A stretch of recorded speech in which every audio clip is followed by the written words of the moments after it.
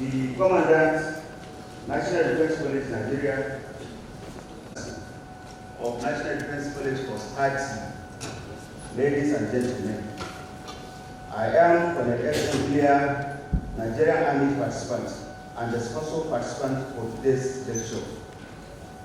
In continuation with a series of lecture package for National Defense College for Party, today we shall be having lecture on strategic leadership, my business experience, to be delivered by our esteemed guest lecturer, Dr. Tony Elumelu.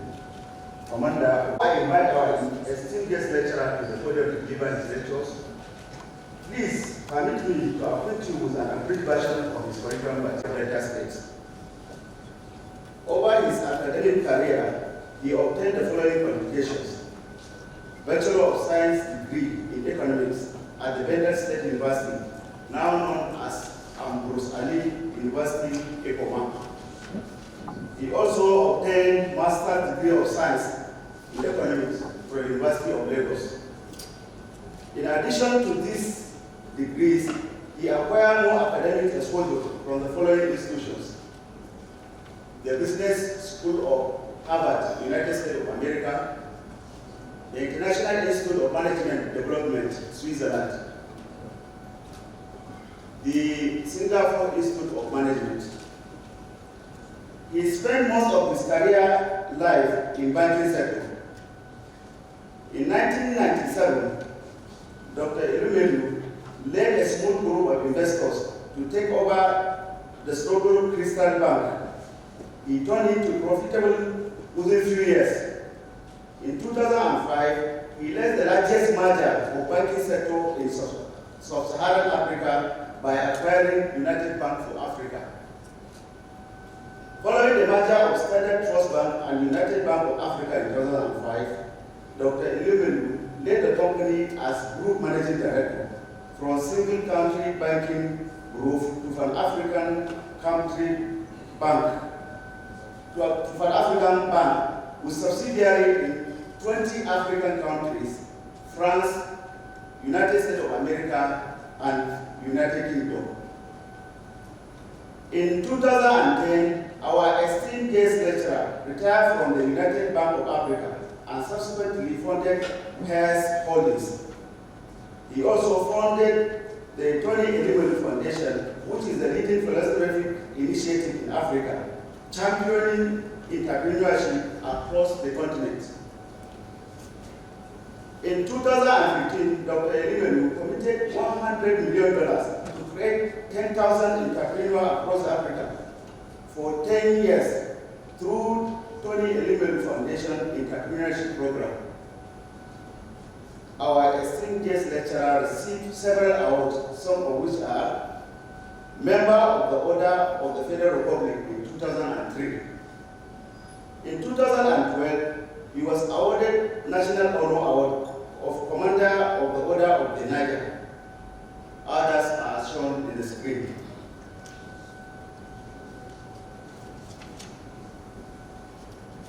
He was also honored by President Muhammad Buhari with National Productivity Award in 2019. Our esteemed guest lecturer was rated the most influential person in 2020 by Time magazine. Our esteemed guest lecturer is happily married and the union is blessed with children. Please join me with a round of applause as I welcome the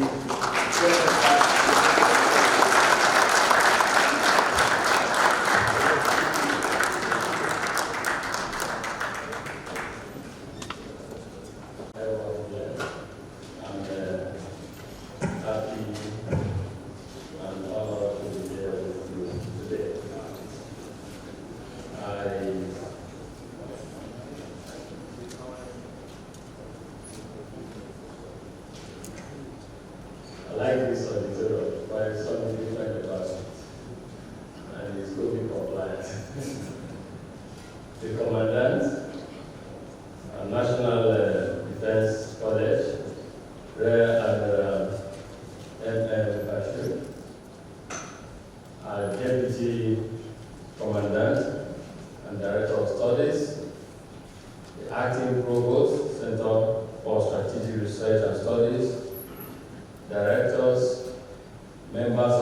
14, research and sabbatical fellows, participants of NDC Course 30, ladies and gentlemen.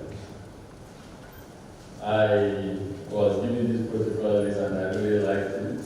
And I said the military is a very organized profession. So we're learning. I got this invitation from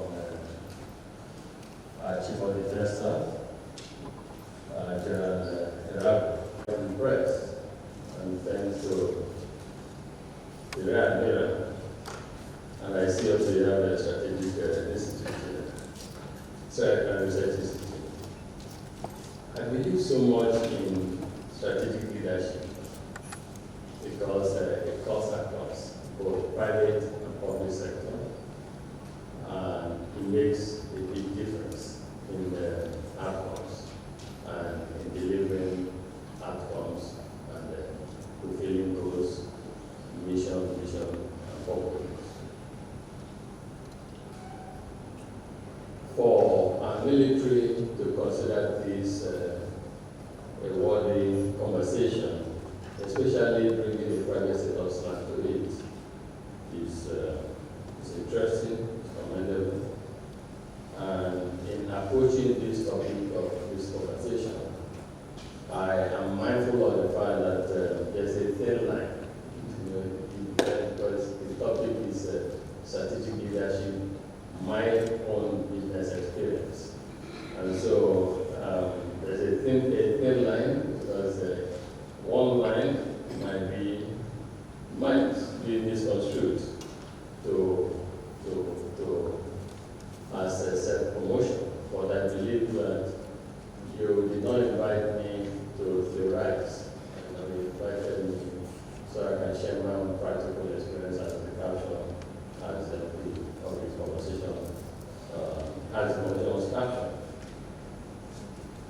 I know this is a serious platform, a think tank, it's a platform that encourages frank engagement and exchange of knowledge. And this is how I intend to approach this conversation. I will share my perspectives and experience in line with the topic and talk about what I consider attributes of strategic leadership, and go further to share just my own personal 3 insights, experiences, and then try to draw learning points for all of us. For me, strategic leadership has certain attributes which personally in my business journey I've tried to imbibe, practice, and preach. One is that strategic leaders, they start by setting priorities. They start by setting their purpose. They start, some call it the mission, vision, purpose, goals. Is usually the first thing in my own experience when I take on the responsibility. That is the first thing I try to do, to set what is the purpose, what do I want to achieve, what are the goals, what is driving me, what is the big vision for this. And so I see that as one of the core imperatives and attributes of strategic leadership. And the next thing the strategic leader does is you sit and you think of how to execute the vision, execute the goal, execute the purpose. How do we translate this? How do we make this purpose, this vision? How do we make it come to fruition, to reality, to life? And then strategic leaders, they set timelines and milestones. You need to, this is what we like to do, this is the purpose, this is how to do it, there's a time frame that we need to do it. That is what I do in business. That's why I practice in business. The timelines, you might say you want to go to Abuja from Lagos, a long journey, few hundred kilometers. It might look daunting, difficult, others, but the right thing, the things that the leaders do is as you map out that purpose, how long it will take to get to Abuja, then you now think of the milestones within that time.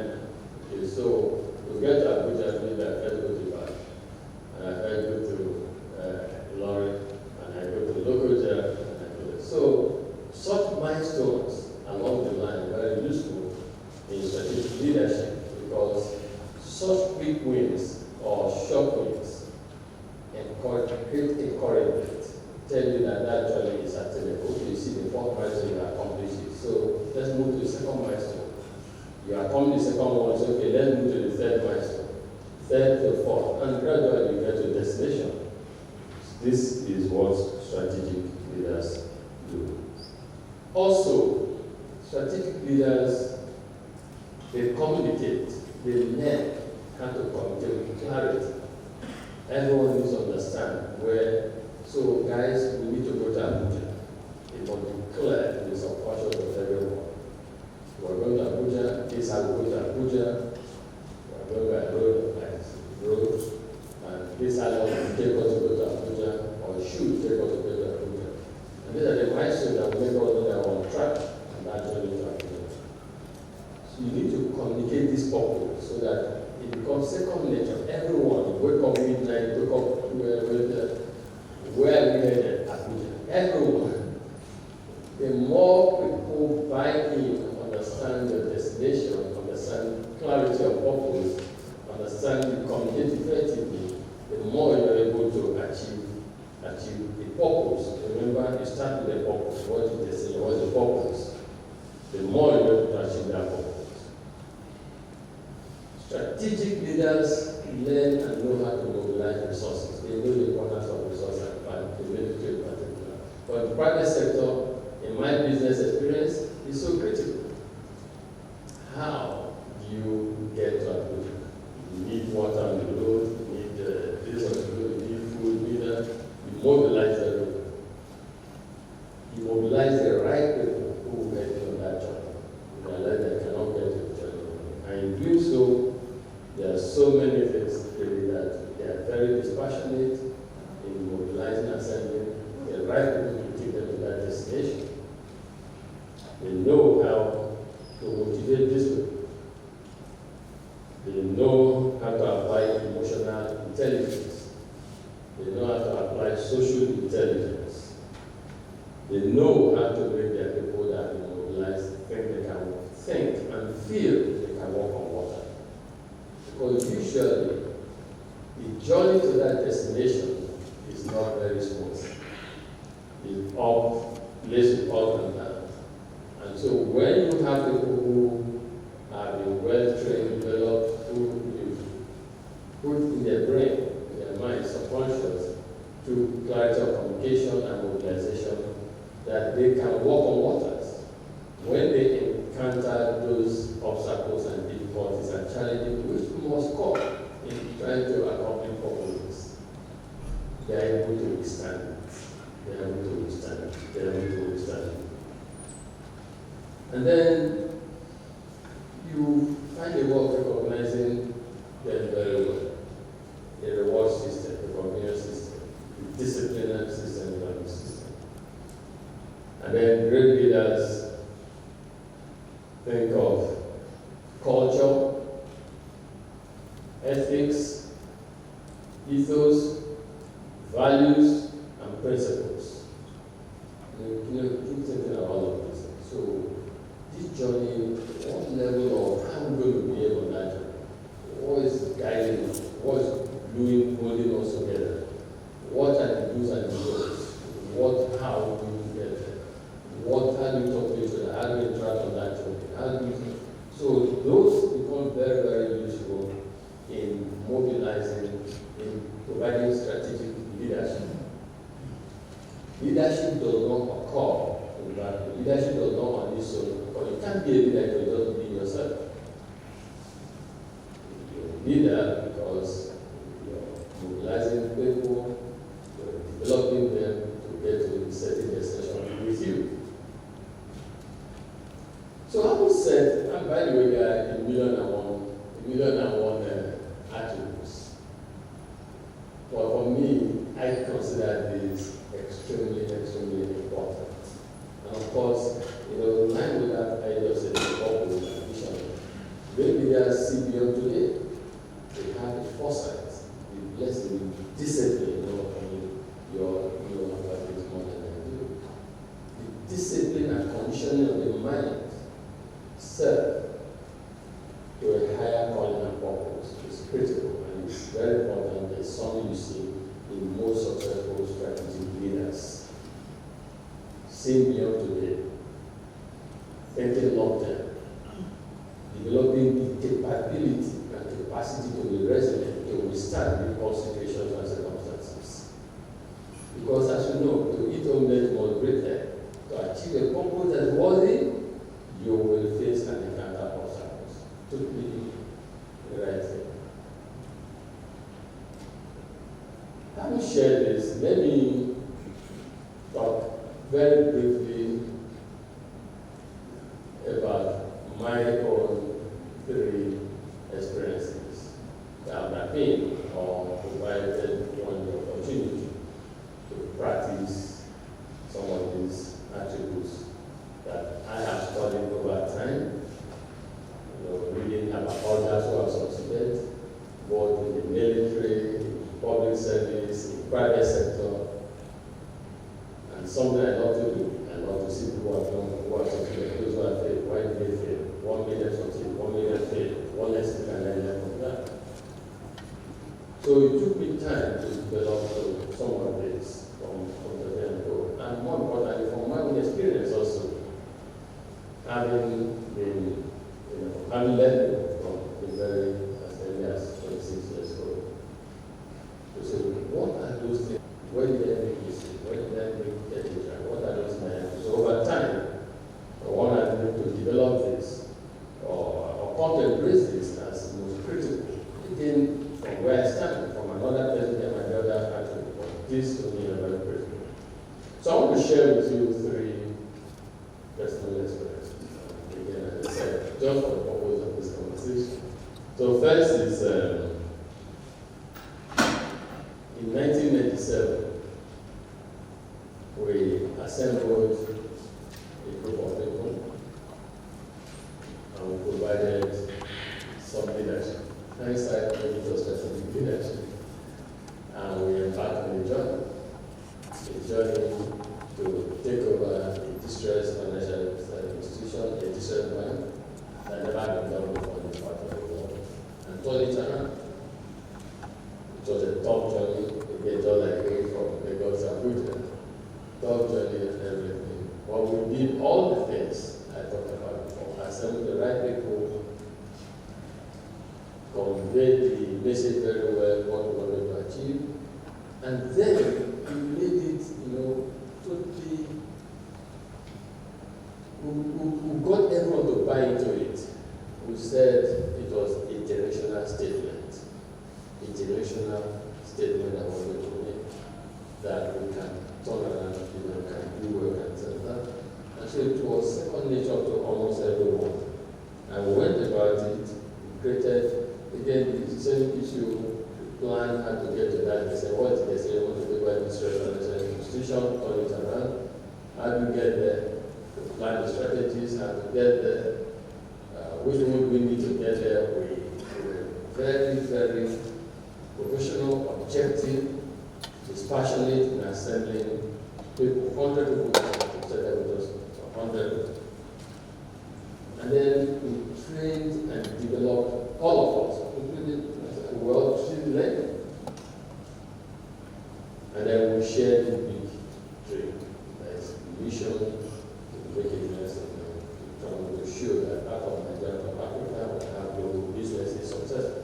That can do business in the best professional environment anywhere in the world.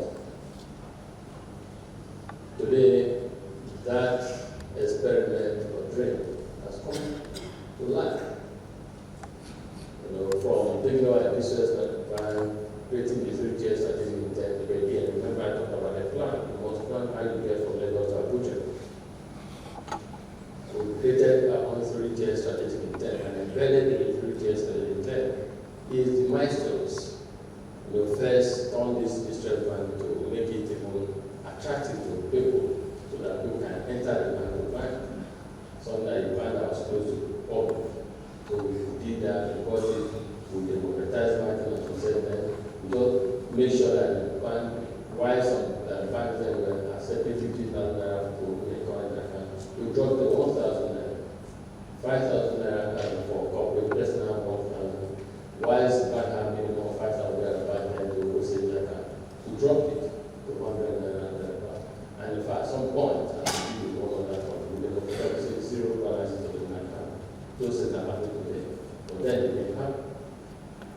And so these plans, all of these plans, second tier intent to say, okay, let's make this plan, let's make sure that we become one of the 10 government advisors in the country. And again, as I said, good milestone, by time frame, we said by from year 3 to 5 or 7 we should achieve this. I'm saying no, then the final and the third tier strategic intent that we want this bank to become one of the top 3 banks in Nigeria in 10 years from that time, 1997. And we worked hard towards all of it. First one, we said simple for the banking hall. People were coming. So the way we were measuring success was the number of people who came to transact, and not necessarily the number of people were making. And we were happy that people were coming, clearing, using us to clear, etc. And then from there, we said, okay, it's time to move to the second tier. We become one of the top 10 banks in the country. And we're all mobilized. But the third tier, when we got there, in year 7, we said, okay, time to get straight. Let's how do we now move to that number one decision? What top 3? And that was what led to the major Standard Trust Bank in Nigeria and Power. And we achieved that in a record time less than 10 years. So strategic leadership is about seeing beyond today, as I said earlier. It's about setting a purpose, vision, aiming for what we achieve. It's about mobilizing, asking yourself the truth. What do I need to get to that place? Mobilizing your people, the right staff, right discipline, right mentoring, zero tolerance for what is not compatible with the journey, on the journey. And then, of course, make sure you stay, keep your people, everyone's happy as you go on this journey. And the milestones. So you see, we didn't just say we want to become top 3. We took it step by step. So that is personally lesson how I have tried my own experience on strategic leadership in the family. And then simply the fact we said, okay, after we achieved our first 10 years aspiration, we are now orchestrated and done the biggest combination of this part of Africa at the time, biggest financial success. We decided that, okay, let's meet again to plan the next 10 years. And so the next 10 years all became how to become a Pan-African bank, how to take banking to Nigeria and other places. Again, we said first, let's achieve dominant relevance in Nigeria. 2, let's play in Africa, and 3, let's have presence in the financial centers of the world. So the same discipline, the same rigor, the same approach were adopted. Again, right people, your capacity, you really calibrate. As I said, the capacity that took us from 0 or negative to the top 3 in Nigeria, is that adequate to take us to also the global finance center of the world and then African growth? We asked the question, we started the same process, re-energizing, recapacitizing, and again today, we thank God, we've achieved most of that. When the only Pan-African bank, the only African bank that has a deposit taking license, not the United States of America, and that's United Bank for Africa, so basically, we have today UBA UK operating in London. have BBA Paris and Red Coffee. And we just got the license for BBA in Dubai. So if you look at the global financial and also BBA Cayman Islands, so if you look at that last year of this second phase of growth, we also have been able to achieve that. Again, what led to this? Those imperatives, those attributes that I shared before, they apply to every sector. And we're happy with that. Now let's leave banking to go to other areas. So we also thought that we should create an integrated. We dream big. We think we're only limited as individuals or as leaders by ourselves. So we dream and we put energy, we mobilize energy and our resources, of course, we work aside. We almost always achieve what we dream to achieve because we go through a certain rigor. And we do it and we start applying what it takes to get there. Again, the oil and gas drive was tough. Building and integrated Africa, Nigeria, the rest of Africa, and that with a lot of natural resources. Yet, we bought most things. So we just thought, okay, the expertise, the knowledge, the leadership expertise we acquired, and I will apply that for that sector. And we chose a sector that is quite competitive, and that's energy. Access to electricity is critical for development, and we need development. And we thought we should play a role in making this happen on our continent. And gas to power, gas to domestic energy. These are things we thought we should do. And again, the journey applied the same principles totally is really taking us there. And again, as I said, no quick fix is always up and down. It took us about 8 years plus to actualize that dream. But today we're happy. The journey has just begun. But today we produce about 52,000 barrels of oil and gas. We have just completed the Abada gas plant, which processes 80,000 stores of gas on a daily basis. All of this to help us millions of stores of gas. All of this to help us in the industrialization drive of our country. We have been able to achieve this because of those imperatives and those principles that I shared. Oil and gas, the only thing is that this interesting platform that theft in Niger Delta is a national challenge. Theft. We produce 50,000 barrels of oil today, and the thieves will take maybe even 50,000 a day. And to me, it requires a national seminar dialogue. It is, in my viewpoint, one of the most level threats to our country. Because there's so much money in the hands of people who don't pay tax, people who don't regulate, the country is not safe. They do that to us, they do that to other operators also. Nigeria, he said, the past 3 quarters of last year, January to September, have lost about $4 billion to thieves who don't pay tax. And we use it to buy more level ammunition and posing threat to our operating systems. That again requires strategic leadership to deal with issues like this. But the lesson there is again the resilience in leadership. That's why I talked again about that place. So for us, do just chicken out because I don't know, tough times don't last. Only talk will last. We can't continue like that. And our country will wake up to be ready to some that. We look forward to men and women in this room to help remove this national disgrace and problem that we face. People still are not paying tax, still not. So that's it. Then the last one, this place I'm going to share is empowering young African entrepreneurs. Which we do through the Tony Elumelu Foundation, the man who introduced me, the general the same thing.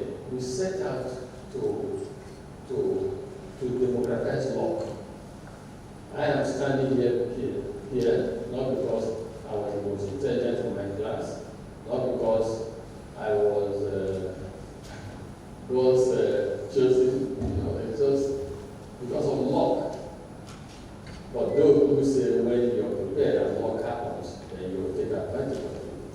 But really, I would say it's about luck. And I just said to myself, and I told him that it's not even completely we discussed that we should try to democratize law in Nigeria and across Africa, because for us, threat anywhere, poverty anywhere is a threat to all of us everywhere. And it's not just about thinking of poverty everywhere. We should be thinking of poverty everywhere first, and nothing. And in fact, further, the black race, and further, the war. And so we decided, not because of out of abundance, but out of a commitment to provide others what I enjoyed or was opportune to enjoy, and that's law. So we started this and I said, how do we institutionalize law? Someone has said that she just maybe a lecturer, and we might have done great with his ideas. People need a helping hand at some point. All of us. More than don't think there's any successful man or woman that are not at some point have wanted to help. And so it would be very bad, selfish of us, and bad is hard of God too, if we do not create the opportunity for us. So we started this Tony Elumelu Foundation to democratize law and provide access to economic opportunities through the $5,000 non-refundable receipt capital we give to each of them every year. So but then again, the same principle, remember, it must be measurable. You must define the purpose. We can't just go and say, yes, how do we measure that? So at the end of the day, we say poverty. So we said 10,000 over a period of 10 years, 1,000, the same milestone, the same principle. It applies everywhere. So how do we do that? Through mentoring, training people for 12 weeks, and providing system like the how you come from the doctor project. And then we should how mobilize the resources to the young Africans, young Africans and women. And so we created awareness. How can we create awareness? Still now, we're advertising right now. Every year, January 1, we open it up for people to apply. Sector agnostic. We don't know where we are. Nobody, we don't get all the process, because we have embraced professionalism in doing things like this. And so that same leadership, strategic leadership, values, principles, continue to guide what we are the foundation. And to me, we realized that just the second year, we had now over 400,000 applications, 406,000 applications for 1,000 slots. And so we said it's what was intended to be a source of happiness and joy. It's no longer because 460,000 and only 1,000 selected. And so we decided, again, that we said principle, what we want to achieve, let's reach out for that. And so today we're happy working with other United Nations organization,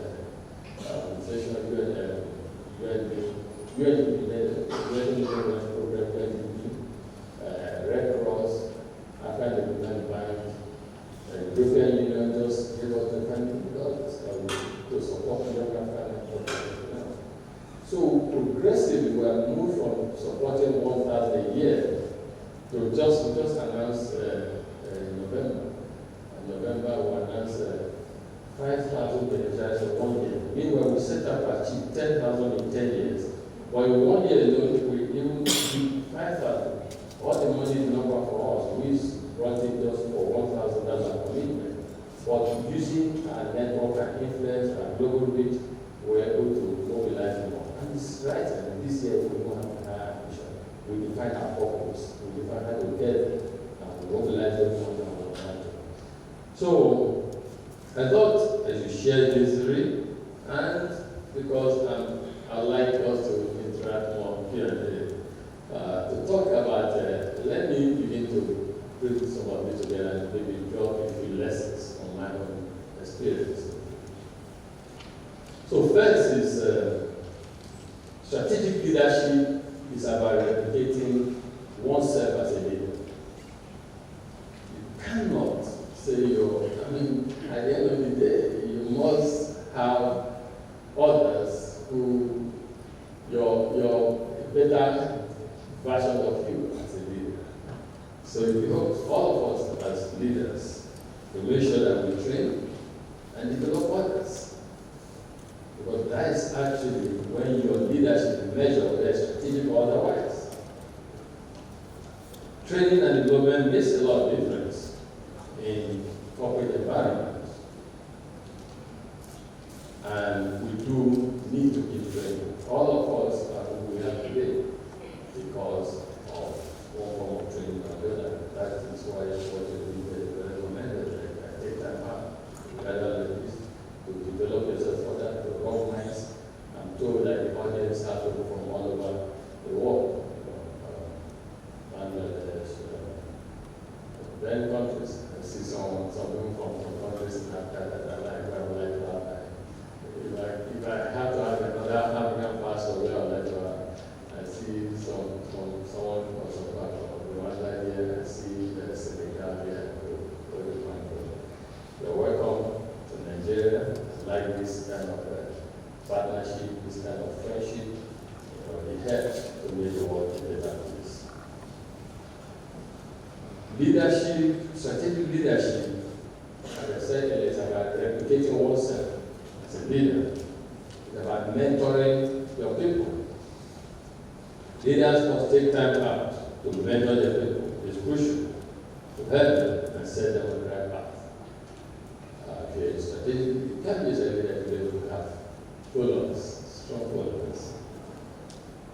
It's important that we share our knowledge and experiences with the aim of preventing others from making the mistake that we have made. And that's why we are encouraged to write books, tell stories, write books, keep all of this for posterity and for people to learn also. And write in an honest fashion so we know the truth and learn. Strategic leadership is about infusing a DNA into the organization that we lead. Strategic leadership is about building to last. Building to last. It's about legacy, and most importantly, it's about sustainability. You can't be a strategic leader if you lead the state, the business, the organization, the country, you have led, etc. It's integrates.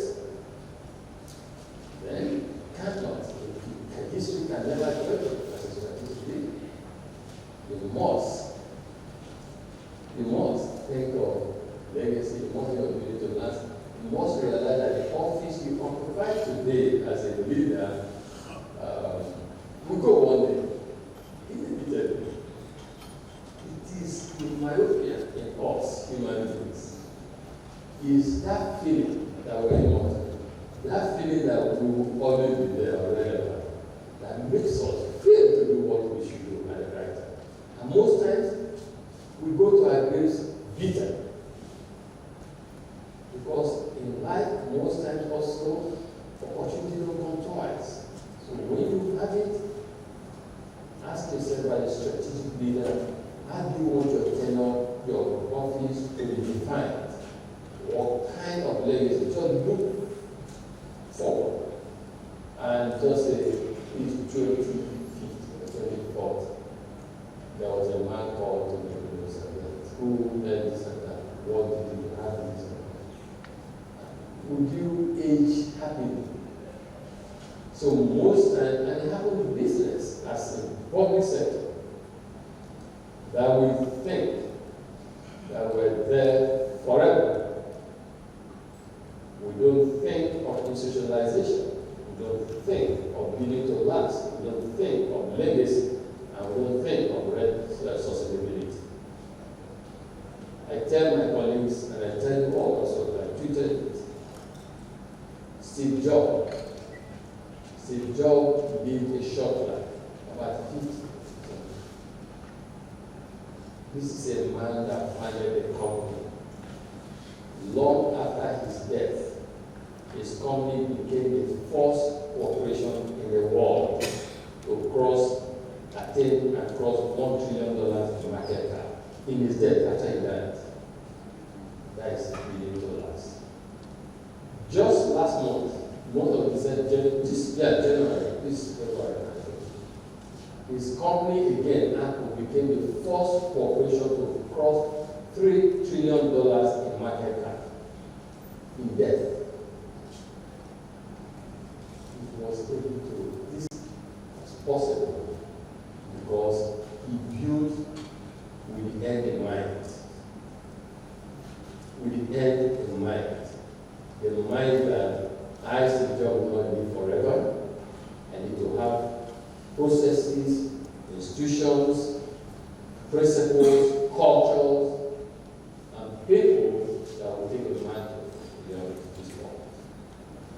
It is the lack of this, in fact, my viewpoint, that there's misery, poverty, unemployment, societal issues, the lack of us as leaders having foresight and the discipline of the mind itself to live beyond today, even whilst alive. So strategic leadership is incomplete if in everything we do, we don't think of this. When I left UBA, to me, my greatest accomplishment in life so far was having the opportunity to set up SOS. But I always say to people that it's only a wise and smart man that sets the path for what happens when it's not wise in their life. Most of our businesses, everyone here, and I think all our time, that's why we have not created our own. We run businesses from point of view of like, and then the next we meet. If we run businesses and we sign all the checks, who will have one? Who continue to sign that check? If people are not exposed, taught how to sign the check, why you are right, and make sure you see, correct them, you're watching, etc. Building a culture. I spent a bit of time on this because I'm very passionate about this, and every little opportunity I have, I speak on this. Even the way we bring up our children at home. I was bringing them up to survive if I'm not there. The way we do things, we must always put first, building to last, sustainability. And how do I want to be judged? Legacy. Those are things that define and set apart the leader from others. That will be the heart of strategic leadership.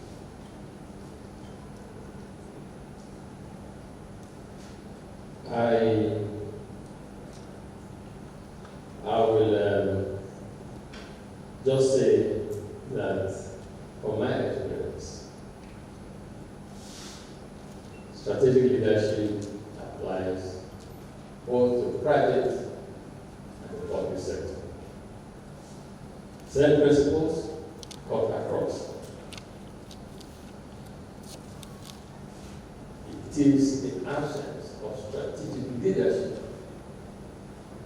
absence of leaders who think beyond today,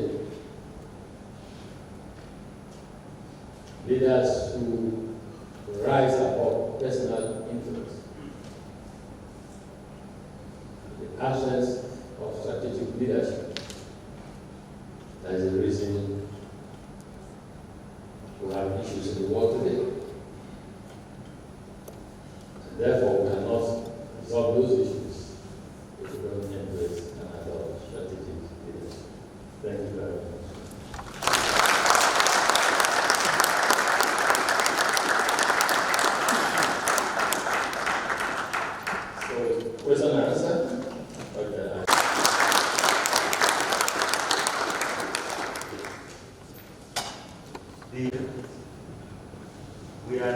now at the second segment of this lecture, which is an interactive session.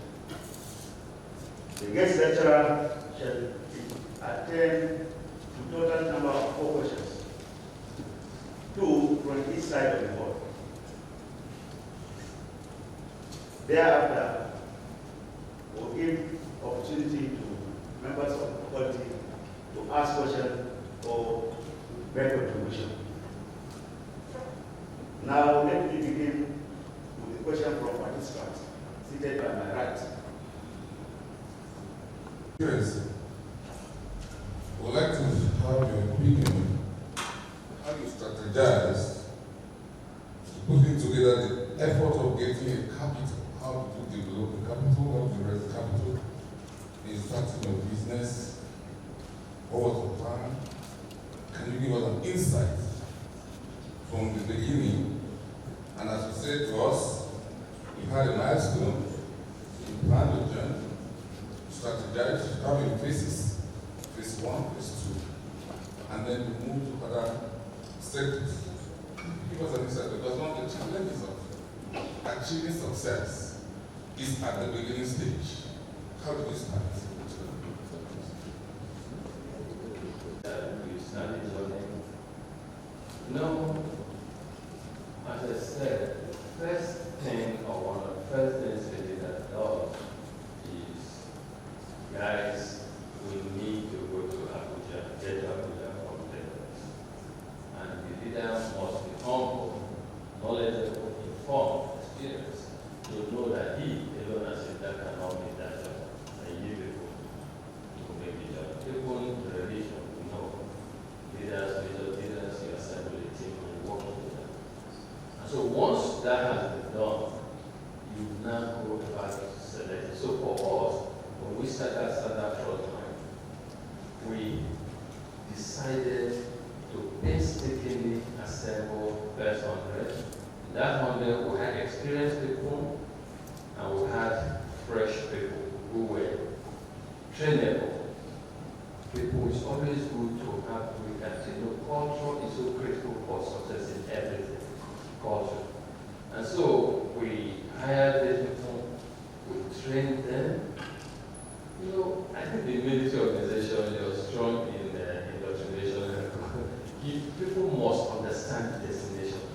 You must communicate very well. You must keep preaching as a leader. That is your job. You are an evangelist. You must evangelize. You must share your message so that everyone buys into it. People perform from their heart. People are led not by fear, but by what in their heart that this world won't accomplish. And for us at the time, we're very young, and because of that, we say, no, I want to make a generation statement. I want to earn our respect in the marketplace.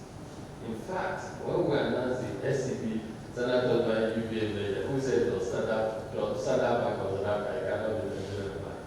But that is it. We know that issue. So, training, assembling them, answer, doing things dispassionately. Let the best person get it. Let the best person get it. You know, when we don't operate in that manner, we don't know how we are destroying the fabric of an organization of society. And so we did that, people, and let people know that to move from officer to manager, you have to deliver, you have to perform, you have to let it be seen as a merit-driven organization. Human beings are rational. Rational human beings set rational expectations, and that rational expectation shapes and drives the behavior. So that is no rocket science. In fact, for me, the only thing that you get very big as an organization becomes difficult to do some of these things. So it's so easy, like starting small. But honestly, the best advice anyone in the business is to get the right people, train them, share the vision with them, put a measurement system that they can swear by. Like, your people should drop, wake up midnight, because they know that they do well, they will be rewarded, recognized, etc. It kills the soul of an organization when someone works hard and that is promoted. There's nothing that destroys it. You know, there will be no incentive to work again. or when people begin to believe that leaders don't walk their talk. You say we should do this and that, and what we do is so just little things, seemingly little or extremely strategic. They make the difference. In fact, almost all the things we did. When in Senator we do a distressed branch and we said we needed to democratize banking, let's open branch across. We appointed someone, a regional director, West Bank, to handle Southwest and Nigeria. Well, we have one branch in the West. We just bought him a Range Rover and said, go and set up this. And he set up the whole branch. Today we have over 100 branches in the West. Over 170. In the East, none. We just say you're regional manager for East in the some state that want the center to be in no branch. And again, they have in the North the same thing. Today, over 700 branches. But that's because they could work day and night, believing that they will be recognized, they will be rewarded, their effort will come, and of course, emotional intelligence, and you talk to people why you live with business. So that's is the, and I think replicable and applies to anywhere, any field, just basic principle. But I must say that the bigger the job gets, it becomes more difficult. So that's why you need strategic HR, you need to keep thinking, measurement system, and you measure properly. At times, when that malaria, when that cancer enters an organization, it becomes a problem. That people begin to lose confidence and get disconnected with leadership. And begin to say, what no mind, they say they will do. At times, leaders don't set up to be so. But the system, and that's why we must all think about building to last. Even for me, some of our businesses are trying to further improve on how to get it better. But because we know the truth, that is the only way to success. So I hope they will address My question is, how can African businessmen also contribute to the fight against terrorism and participate in the promotion of African peace? Thank you very much. You're from fighting terrorism, promoting economic prosperity, in promoting peace and stability on our continent. What should the Prime Minister is I'm laughing because it's at the heart of a philosophy that I share, Afro-capitalism, which is the call on the private sector on our continent in particular to lead the way to economic prosperity and social work for our country by investing in the critical sectors of the African economy ahead to catalyze growth, catalyze prosperity. Personally, as I said before, unemployment, people who have economic hope, do not take to extremism. People who have jobs cannot be recruited to extremism. People who can eat will want to live. People who cannot eat will ask themselves, why am I eating? And why should others enjoy? And so they become easy prey for people extremists to engage. The root cause of the problems we see today. And I can say, until and unless we get serious on our continent, it's just starting. Our young ones every day want to migrate under very stringent, suffocating, dangerous, and risky conditions to Europe. So it's because they believe it's better to die in the Mediterranean Sea than to continue the hardship that is today. What will correct strategic leadership? What will correct all of this? Private and public sector. If we get it right, our people will not suffer, will not go through. And then can't be peace where people are hungry. There can't be. It's an imposed peace. It's only a matter of time to explode. There can only be peace. And why is it that if someone there's a problem wants to see it? Because you enjoy your condition, your state. If you don't enjoy it, I'm indifferent. Let anything happen. We saw it under the pandemic. A lot of people, countries, a lot of people, and at some point we said, wait, is it about life or livelihood? Come on, then you go out and then go out. But answering your question finally, let me tell you what we do at the Tony Elumelu Foundation, what we do within across our group. In conjunction with UNDP, the Tony Elumelu Foundation has launched the Sahel region, Sahel part of Africa. We launched a program to lift 100,000 people out of poverty in the Sahel region. Mali, Burkina Faso, Niger, northern part of Nigeria, some other countries. And we give money, a civic program, to give money and training to these people. The last one we did was in Mali, and then we just did about 2,000 or 3,000 young Malians. Those 3,000 people we have given non-refundable seed capital to and trained. We are taking them out of poverty. We are taking them away from extremism. And so also with their families. That is one of the ways private sector in Africa, with friends of Africa, true friends of Africa, can correct this. In conjunction with ICRC, Red Cross, we partnered in the Elumelu Foundation with them to support people in displaced areas of Nigeria, the northeastern part of the country. But to me, it's a drop in the ocean. And that is why we want to capacitize, we want to do more.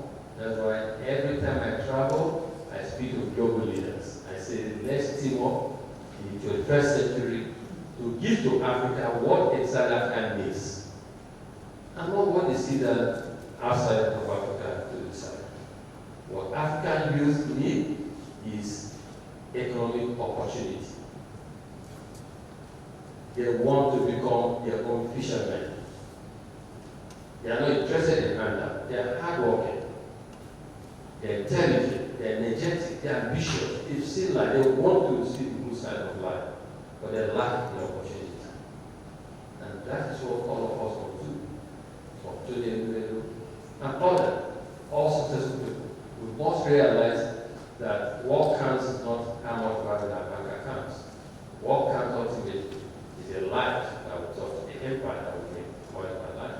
And that is how the legacy is defined. So there's a lot all about that, but not just the private sector.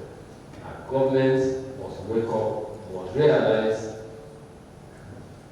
that the young ones, the demography of Africa is scary.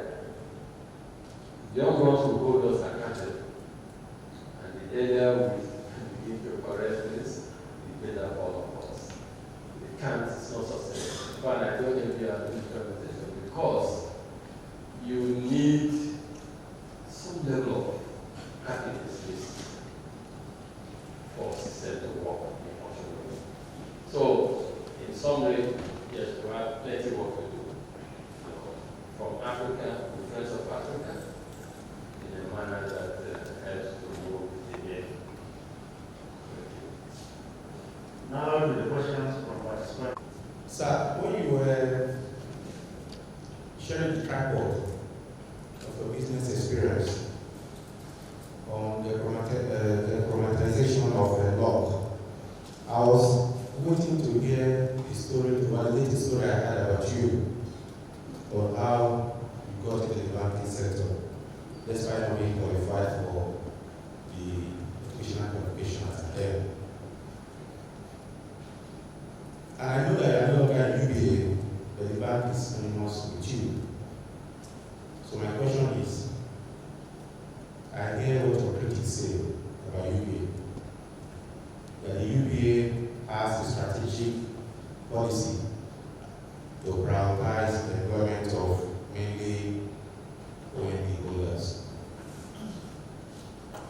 this restrict their career growth because banking is time consuming and they are unable to further their education.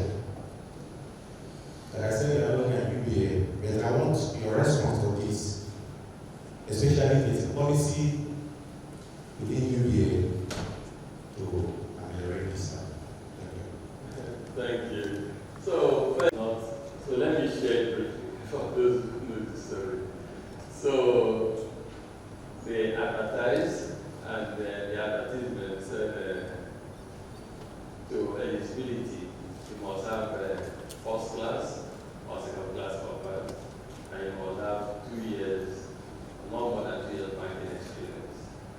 So I didn't have a 2 years banking experience. I did just use for that bank. Then I have a second class lower division, which is 2-2, and not a first class 2-1.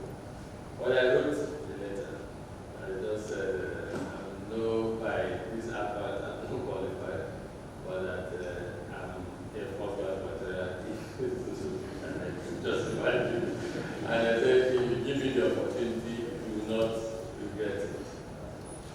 And luckily, that's why it's unfortunate now that automation AI, I'm not automation. If it does not, maybe I would right now. Because automation will assist every day. It's like work, is it do one or one that what I wrote, and that's the law. That I also want to democratize. I wrote, and someone read. And it's funny because when I went, we were doing like a final year. So when we went to submit the application, one of my friends, we were doing MSc together in economics. He had 2-1 in economics. So by qualification, it was okay. But I called it invitation, he didn't get. And we went in the start to submit the application. So when I got mine, I was so sure you get it. So I said, I told my own lawyer. He said, no, you didn't get it. I said, I'm sure you get it. If I got you, get it. But that's not. Now, talking about the OND issue, in the military, I believe you have commissioned and non-commissioned officers. You have tracks. So that is what opportunity to get to the top does exist. Just the same way you have I did when I was doing my youth, I did the military barracks.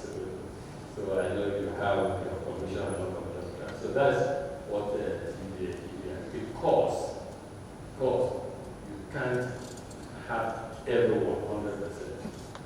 When you have different work groups and different skill requirements, and as those scale up, you also move to other areas. So that is the question. Maybe it's next one minute because you change.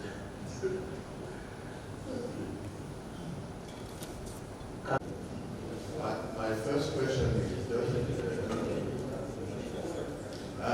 Captain Pierre from Côte d'Ivoire, first festival.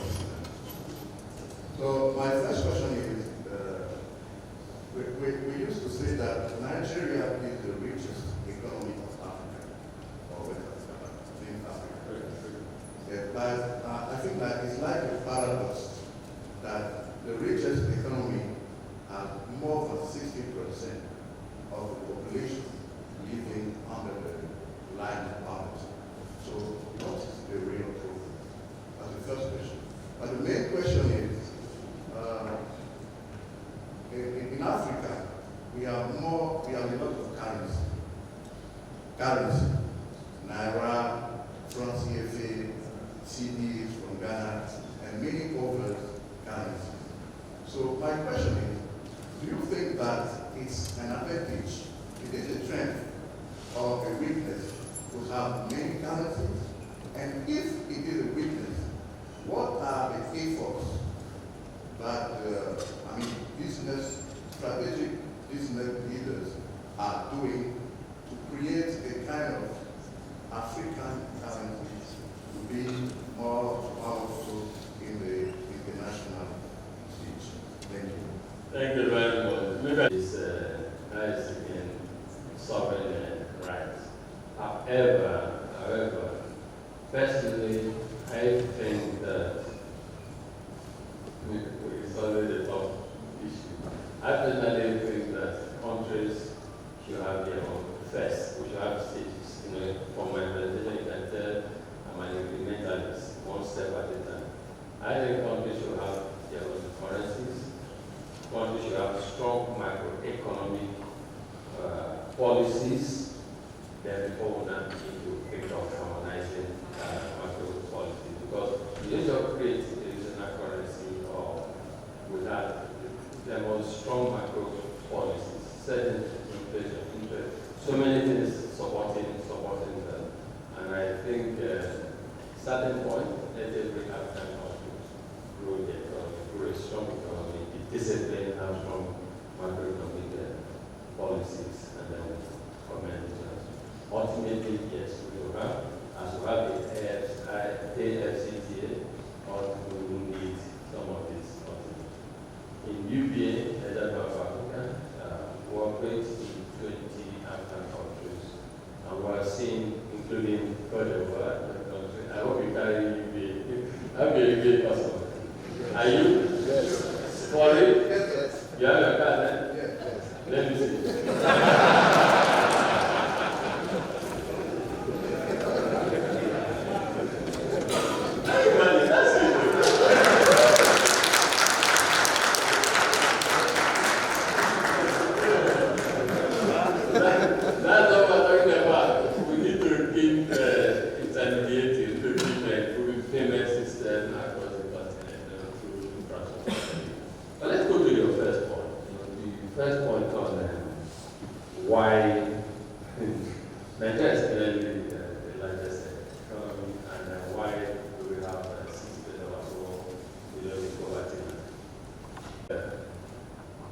Is for our leaders, past and current. Well, my point is, at times I say to myself, it's not just about anything. Let's start to make progress, because it's so fortunate just with people. We can correct this in about time. We can. We provide distress, right? Distress, close to that. When you go to you kind of make distress. These things are not rocket science. They can be done. We can't handle this with plan, commercial plan. And I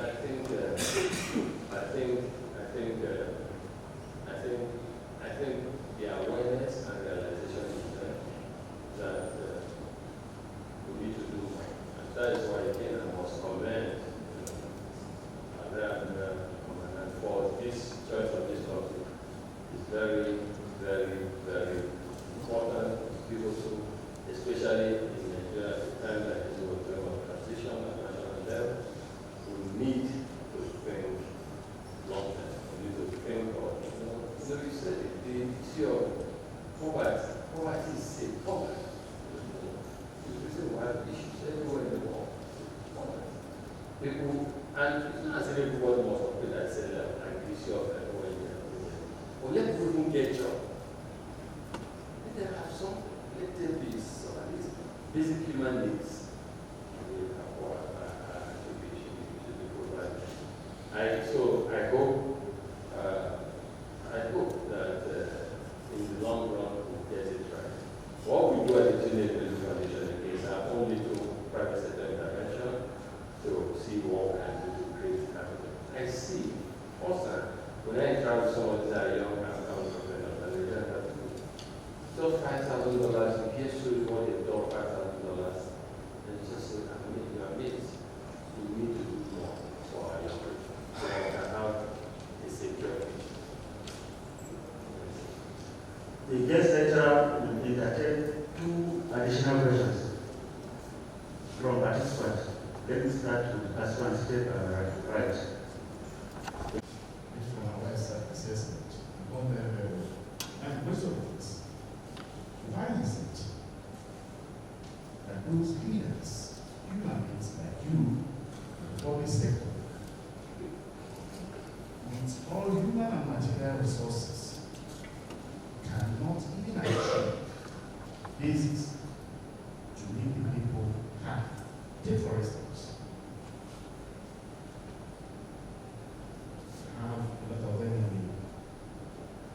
roads, maintenance, aviation, education. Yet, some of these critical infrastructure that we need.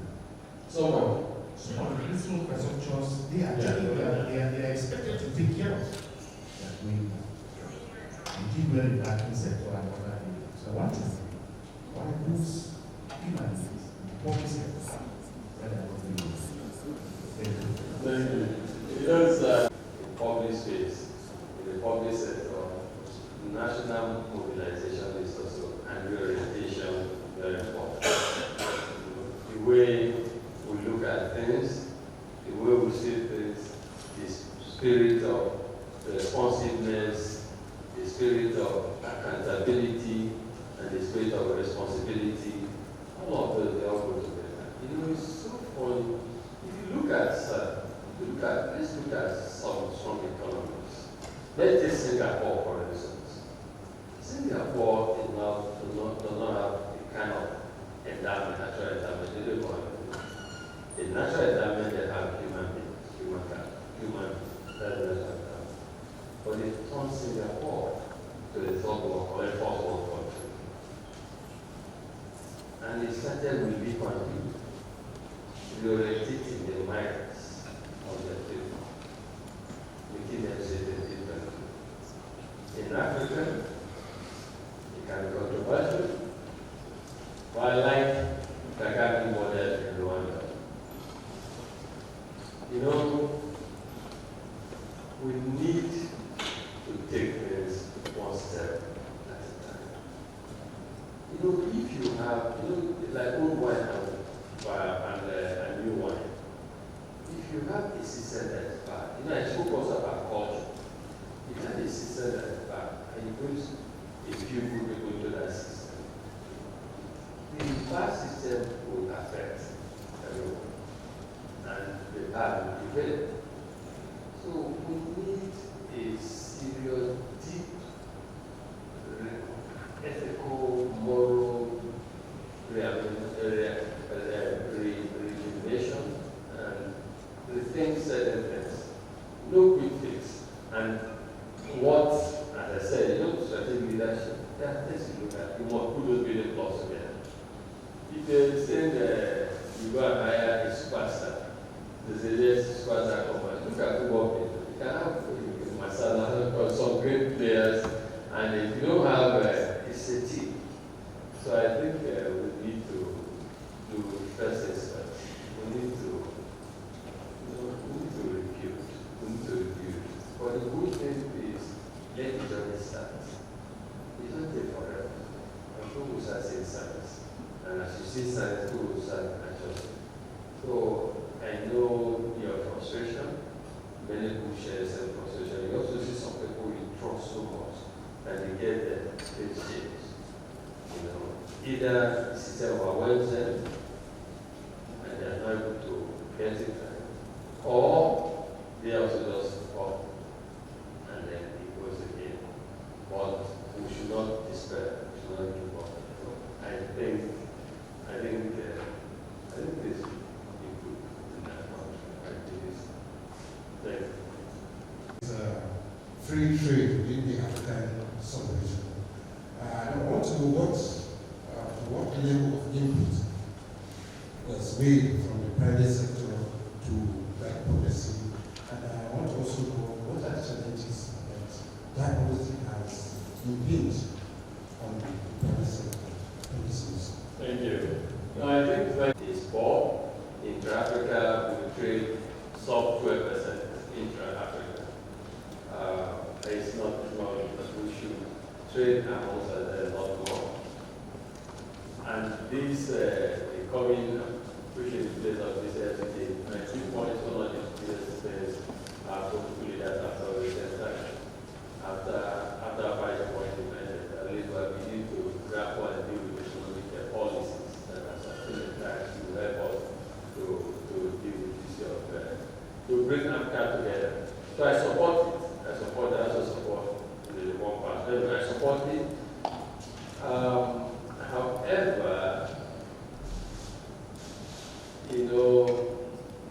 so we got about more challenging. I think it's early days to very challenging, but what and to be doing the private sector making it by year. What I think is for you to trade with somebody, you must have what you want to trade. You must have what products you want to sell, so that someone also buy products and for the payment system, etc. African, do we really produce? Most times in Nigeria, for example, we're oil producing country, but we fuel. But hopefully, we start, or a private sector leader is starting a refinery soon, and maybe start refining the product. Then, if once the business, quick, Ghana, with the Burkina Faso, with the money and the coast, because they need fuel, they can supply fuel. And once they trade their policies are all good, it helps others. But if we don't have what our neighbors need, there's no trade. We're going to import. So hopefully, LCT will first encourage us as Africans, private sector also, to take advantage, to wider markets, and they can be creative and come up with the products that we can apply. Another challenge we have is the infrastructure. The infrastructure we have is wired along colonial lines, to serve colonial interests. Because it's easier to move things from maybe Nigeria to the rest of the world and move it from Nigeria to another country within because of the kind of infrastructure that which is the history. So hopefully also this FCTA in the long run will be correct. But we see trade, harmonization of trade policies, tariffs, etc. with Germany. I see a traffic with Germany through the version. And I also see this creating its own economic prosperity. We are going to encourage to take advantage of the wider market that exists. May I now respectfully request members of faculty to make their contribution or ask questions. Some legacy in this hall with us in the minds. One thing that also, while you were speaking, that actually leaped into our minds here, some of us here, is that how I wish we could have people like you get into the public space to help us turn things around and replicate your success story in the private sector in terms of getting things to work in Nigeria, in Africa. But actually, my concern will be to draw from you some of your personal routines, some of the things you do informally, and what actually could be your key success factors that I can draw from. I like your physique, I like your physique, I like your dresses, I like the way you turn out. Despite all your activities, you're looking very calm and calculated. What can I draw from you in terms of your personal routines? Thank you very much, sir. Love of ourselves. And if we can't manage ourselves, we can't manage people. We can't manage ourselves, we can't manage an organization. And so I think, and also they say, health is wealth. So I personally try to find inner peace and I try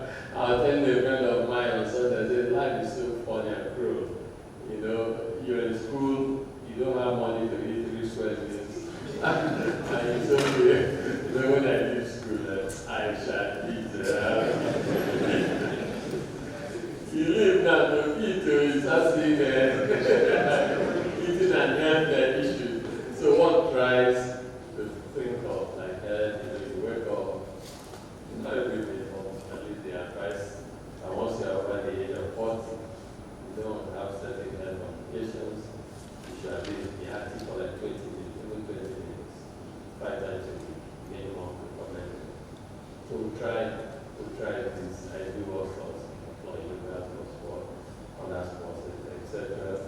You know, I try to read, not much these days, but at times I can still read this, but maybe not like books the way we need to read, because some of those values I want to buy is from reading, from knowing what others have done. Because there's nothing that new in life, nothing. You just learn. When I read case studies, I'm sure you will read. If I read a case study, you know someone read a case study, because I'm not reading case study to entertainment, I'm reading to learn. You see, I'm right, I'll just take I start jotting down. Even there are some articles I read, even like back page of this, back page of Punch. Someone did that I read, I learned a lot. I just pause and I put my mind in the position of the right direction. I learned even some grammatical construction.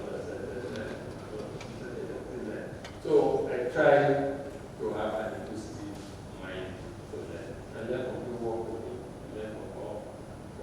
But everything, there are basic principles that sort of like about fairness. Fairness and fairness. Certain basic things that you need and also, I try, what I can say in your presence, I can't say in your London. So some basic things. I try to run fairly objective. We are human and we are not something, but I try to be as objective as I can.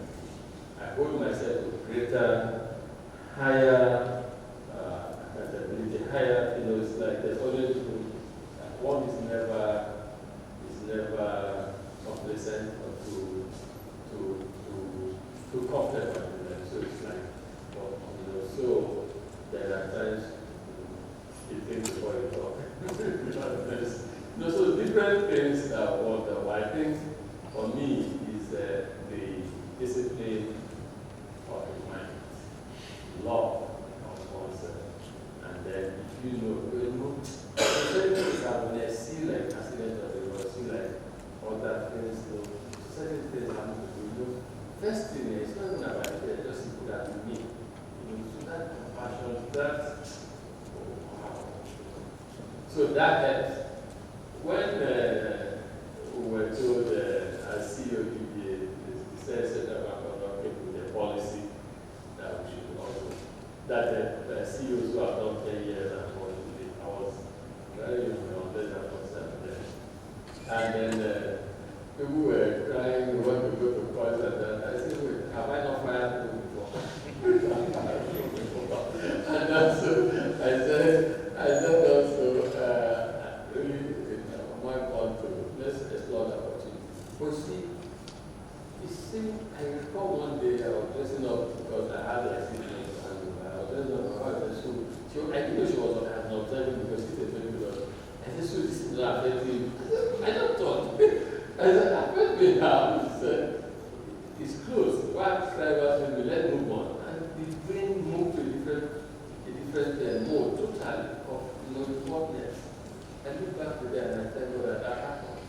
So it's impossible that every opportunity, let's not just look at the past and see what we can talk about. Ladies and gentlemen, thanks so much. It's nice interacting with you all today. Thank you.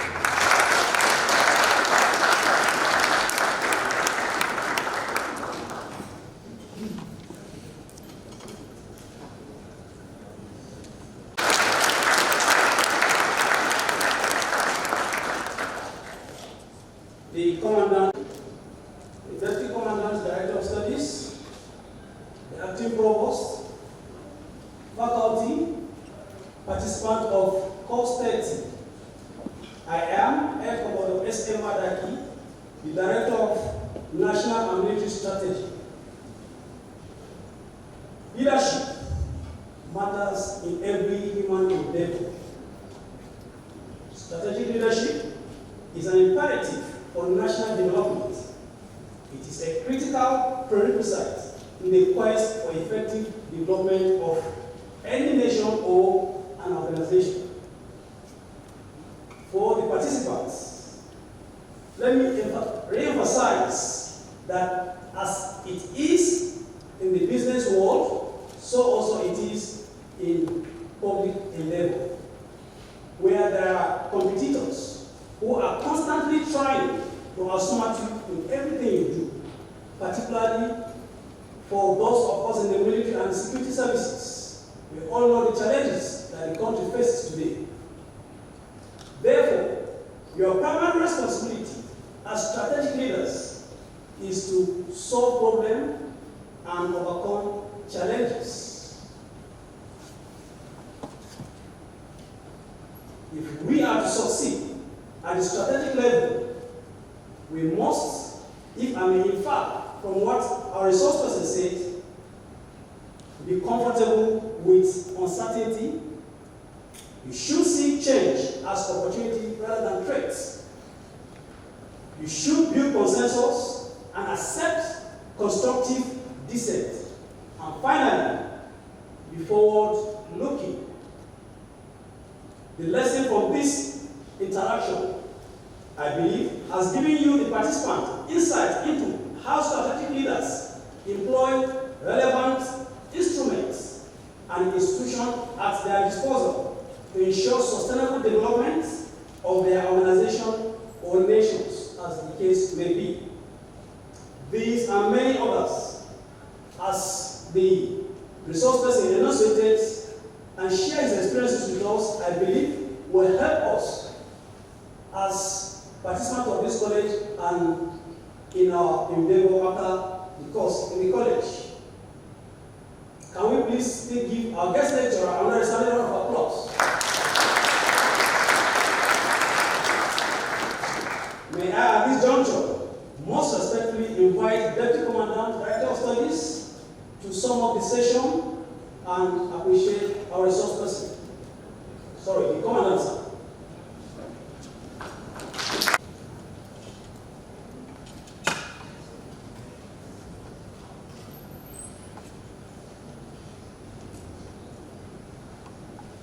Our esteemed guest lecturer, Tony Elumelu, Commander of the Order of the Niger, Chairman, Harris Foundation and United Bank for Africa, and founder, Tony Elumelu Foundation, and distinguished members of his entourage here present, the Deputy Commandant and Director of Studies,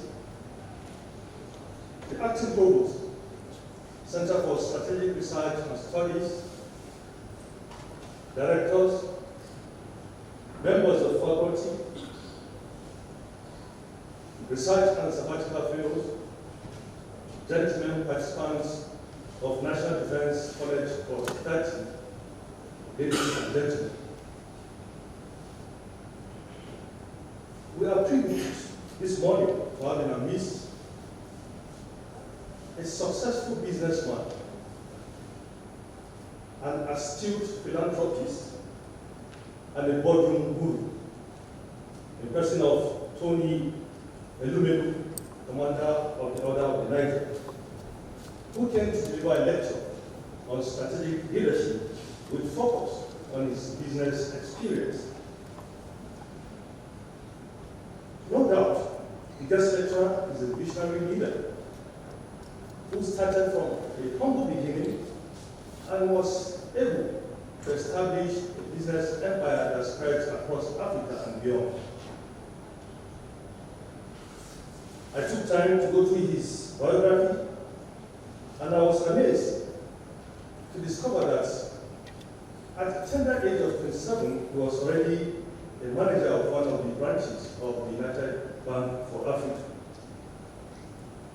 And there, together with his colleagues, through careful planning, they were able to acquire the Standard Trust Bank, which was an alien bank then, merged it with the United Bank of Africa. And as he said in his lecture, they were able to reposition the United Bank for Africa. And currently, that bank is one of the strongest in Africa, with 20 branches in Africa, United States of America, United Kingdom, and France. He still went ahead to establish the Tony Elumelu Foundation, which has a focus for empowering young Africans. The foundation is a catalyst for economic growth, poverty eradication, and job creation. And so far, the foundation has empowered close to 8,000 young Africans. And like the guest lecturer said, they are having a program in the Sahel region where they target 1,000 young Africans to pull them out of poverty. And gentlemen, we should note that the initiative is targeted at the youth. And we should also remember that the youth of any country are the most productive age group. You empower them, they become drivers for economic growth and national development. And you ignore them, they become a nuisance and a threat to national security. And that is exactly what we are experiencing in most countries in the continent, because the youth have been largely neglected. And that is why we have to continue to respect and appreciate the guest lecturer for taking this initiative to empower the youth. And it is in line with the theme for the course, which emphasizes the whole of society approach to addressing security challenges. We can see how the guest lecturer is using his personal resources together with his associates to complement government efforts in addressing human and social security. How I wish other businessmen would emulate the guest lecturer. And if they do that, I think we'll substantially address the security challenges we are having across the globe. Like the leader of Dubai, Sheikh Mohammed Rashid Al Maktoum, another visionary leader like our guest speaker said, if only we can donate 1/10 of what we have, to the less privileged, we'll be able to address sicknesses, poverty, and illiteracy in the world. I believe the guest lecturer has given so much to make this life a better place. And so that is why we continue to appreciate you and we continue to be the point of reference in our national discourse. And we also continue to see you as a mentor, especially the participants who have been trained here to become strategic leaders. And I'm very sure, I'm convinced that they have benefited so much from your lecture, especially the lessons you brought out, some of which are the need for you as a leader to replicate yourself, see yourself as that leader, to conduct regular training, to have milestones. So participants, I want to implore you to find time to read through the lines of the guest lecturer's lecture notes and still go further by digging into his biography. I'm sure you are going to learn so much. The guest lecturer concluded the lecture by stating that the absence of strategic leaders is one of the reasons why we are where we are today. The food for thought, gentlemen. Before I conclude, while going through the biography of the guest lecturer, I came across where he recommended some books for people that aspire to be competent strategic leaders. Let me just list the books for you so that you find time and get those books, and I'm sure you know the rest. The first is Outliers, Story of Success by Malcolm Gladwell. If you don't get the correct spelling, you can meet me later. I'll pass it through the Director of Studies, Chief Commander. The second book is Creation of Works by R.M. Dada. The third is Think Big, Unleashing Your Potential for Excellence by Ben Carson. The fourth is Kenan Ebel by Jeffrey Archer.